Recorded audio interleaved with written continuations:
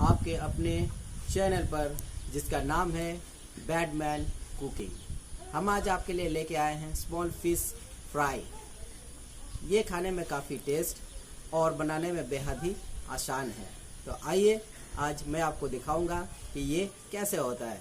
चुटकी में बजाकर ये बन जाता है और खाने में बहुत ही लजीज है। इस वीडियो को देखिए, सीखिए और हमें लाइक और सब्सक्राइब कीजिए और प्लीज़ कमेंट्स कीजिए। Thank you.